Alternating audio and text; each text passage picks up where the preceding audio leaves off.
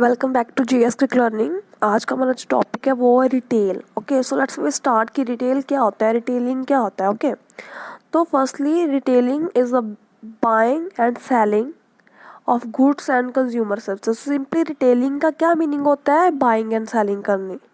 Okay, जो जैसे जो हमारे पास शॉप्स होती हैं, ओके, रिटेलर की शॉप्स होती है, वो क्या करते हैं, डायरेक्टली कस्टमर के साथ डील करते हैं, इंटरेक्शन करते हैं, जो जो उन्हें चाहिए, जितनी क्वांटिटी में चाहिए इनको प्रोवाइड करते हैं। तो ये रिटेलिंग एक तरह का प्रोसेस होता है जिसमें क्या होता है, बाइंग सेलिंग होती है। क्लियर, कंज्यूमर सर्विसेज और गुड्स उन्हें प्रोवाइड की जाती हैं। So retailing involve a direct interface with the customer. तो रिटेलिंग में क्या होता है, रिटेलर जो होता है, जो सामान सेल कर रहा होता है, उसकी डायरेक्ट इंटरेक्शन होती है कस्टमर के साथ। डन। तो यहाँ पर हमारे पास सिंपली दिया गया है समझाने के लिए कि फर्स्टली हमारे पास प्रोडक्ट जो मैन्युफैक्चर होते हैं क्या होकर आते हैं, उसके बाद सप्लायर होते हैं। मैन्युफैक्चरर उसको सप्लायर को देता है, सप्लायर आगे रिटेलर को देता है, उसके बाद जो कस्टमर तक जो है चीज़ हमें पहुँचती है। क्लियर। पहले प्रोड्यूसर जो होता है वो प्रोडक्शन कर कर उसको सप्लायर को दे देता है, सप्लायर आगे उसको जो शॉप वाले होते हैं, रिटेलर होते हैं, उनको बेच देता है, और आगे वो रिटेलर कस्टमर के साथ डील करते हैं, जो क्वांटिटी में उन्हें चाहिए उनको आगे प्रोवाइड किया जाता है। क्लियर। ओके, तो अब हम बात करते हैं नेचर ऑफ रिटेलिंग। तो नेचर ऑफ रिटेलिंग में हमारे पास बेसिकली फीचर्स ही आ जाती हैं इसकी, कौन कौन सी फीचर्स होती है रिटेलिंग की। फर्स्टली आता है लिंकेज। तो जैसे मैंने ऊपर ही डायग्राम में बता दिया कि मैन्युफैक्चरर एंड एंड कंज्यूमर के बीच में ये क्या होता है, कि लिंक का काम करता है। यहाँ पर हमारे पास मैन्युफैक्चरर है, उसके बाद कंज्यूमर है, उनके बीच में एक लिंक का काम करता है, ये कौन होता है, रिटेलर। डन। उसके बाद स्मॉल क्वांटिटी का क्या मीनिंग है इसमें, कि जो कंज्यूमर है, रिटेलर में वही होता है कि कंज्यूमर को जितना क्वांटिटी में सामान चाहिए उतनी क्वांटिटी में प्रोवाइड किया जाता है रिटेलर की ओर से।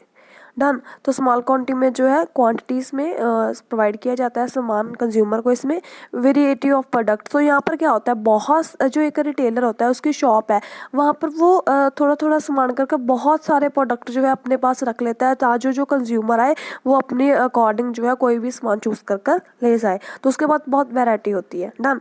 उसके बाद हमारे पास आ गया है नेक्स्ट जो है फीचर डायरेक्ट इंटरेक्शन। तो ऑब्वियस सी बात है, जब कस्टमर रिटेलर जो है डायरेक्टली कस्टमर को डील करता है या प्रोडक्ट सेल करता है, स्मॉल क्वांटिटी में वैरायटी ऑफ प्रोडक्ट प्रोवाइड करता है, तो यहाँ पर डायरेक्ट इंटरेक्शन ही तो हो रही है दोनों के बीच में। डन। लास्ट इज है मार्केटिंग फंक्शन। तो मार्केटिंग फंक्शन का क्या मीनिंग होता है, मार्केटिंग करना, प्रोडक्ट को बेचना, सेल करना कंज्यूमर की नीड्स के अकॉर्डिंग। तो मार्केटिंग फंक्शन ही तो हो रहा है यहाँ पर, जो कंज्यूमर को चाहिए उसके अकॉर्डिंग जो है उसको प्रोडक्ट प्रोवाइड किए जा रहे हैं रिटेलर की ओर से। डन।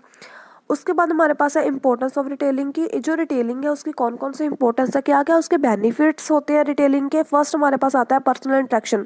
तो पर्सनल इंटरेक्शन हो जाती है कंज्यूमर और रिटेलर के बीच में। तभी अच्छा रिलेशन होगा, तभी जो कंज्यूमर को जो चाहिए वो रिटेलर से मांग लेगा।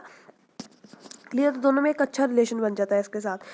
सेकंड है ब्रॉड वैरायटी। जो कस्टमर को चाहिए वो उसमें ब्रॉड वैरायटी में मीन्स कि अगर कस्टमर को एक चीज़ चाहिए, किसी एक प्रोडक्ट चाहिए, अगर वो रिटेलर के पास चाहता है कि हमें ये प्रोडक्ट चाहिए, तो जो रिटेलर होता है ना, उसी प्रोडक्ट के साथ बहुत सारे रिलेटेड जो सब्सिट्यूट प्रोडक्ट होते हैं वो उसको शो कर देता है। उससे क्या होता है, उसको ब्रॉड ज़्यादा वैरायटी में सामान जो मिल जाता है, उसको चॉइस करने में हेल्प मिलती है।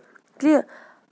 थर्ड वन, इसका क्या इंपॉर्टेंस है, इन्फॉर्मेशन टू कंज्यूमर। तो इन्फॉर्मेशन कंज्यूमर क्या है, जो रिटेलर है वो डायरेक्टली कंज्यूमर के साथ मीट कर रहा है, मिल रहा है उसको, तो ऑब्वियस सी बात है उसको जो इन्फॉर्मेशन चाहिए वो प्रोडक्ट के बारे में उससे ले लेगा। कंज्यूमर रिटेलर से कोई भी इन्फॉर्मेशन ले सकता है, और एज वेल एज रिटेलर भी कंज्यूमर के बारे में इन्फॉर्मेशन ले सकता है कि आपको क्या चाहिए। ओके, उनकी नीड्स को जान सकता है। Increase sale. तो ये क्या होता है, रिटेलर के पास सभी तरह के प्रोडक्ट होते हैं स्मॉल स्मॉल क्वांटिटी में, जो जितने क्वांटिटी में जो कंज्यूमर को चाहिए वो उससे ले लेता है। तो इसके साथ क्या होता है, जो रिटेलर होता है उनकी जो सेल्स होती है वो इंक्रीज़ होती है, एज वेल एज उसका जो प्रॉफिट है वो भी इंक्रीज़ होता है। उसके बाद हमारे पास आता है improved customer perception. Customer perception क्या होता है, एक तरह का नज़रिया होता है। जो कंज्यूमर होता है ना, जो कस्टमर आते हैं, जो ग्राहक आते हैं, उसका नज़रिए को हम कहते हैं कस्टमर परसेप्शन। तो इससे क्या होता है कि रिटेलर है वो कंज्यूमर के जो कंज्यूमर है वो रिटेलर के पास आया, और रिटेलर के पास तो बहुत सारे प्रोडक्ट वैरायटी ऑफ प्रोडक्ट्स होते हैं। तो उससे जो क्या होता है, वो उसको जो उसका चाहिए सामान उसकी क्वांटिटी के अकॉर्डिंग उसे मिल जाता है। चाहे उसको कम मात्रा में चाहिए, थोड़ा ज़्यादा मात्रा में, जितनी भी क्वांटिटी में चाहिए उसको मिल जाता है। तो उसका परसेप्शन बहुत अच्छा बन जाता है, इम्प्रूव हो जाता है आगे से। क्लियर कि हमें जहाँ पर सब कुछ मिल रहा है जो हमें चाहिए, जितनी क्वांटिटी में चाहिए, हमें ना ही ज़्यादा लेने की ज़रूरत है ना ही कम लेने की ज़रूरत है। डन। उसके बाद लास्ट जो इसकी इम्पोर्टेंस है वो है रियल टाइम कंट्रोल। तो जो रिटेलर है वो क्या कर सकता है, रिटेलर की जो अपनी शॉप होती है तो वो अपने आप ही अपना कंट्रोल कर सकता है उसी टाइम, अपना जो क्विक डिसीजन ले सकता है, कोई भी कंट्रोल वगैरह करना हो वो अपने आप ही वो कर सकता है एक्चुअल में। क्लियर। तो ये तो all over about retail, retailing की इंपॉर्टेंस थी और रिटेलिंग की फीचर्स थी। नेक्स्ट वीडियो में हम जो टाइप्स ऑफ रिटेलर उसको कवर करेंगे। So thank you so much, keep on watching, keep on learning.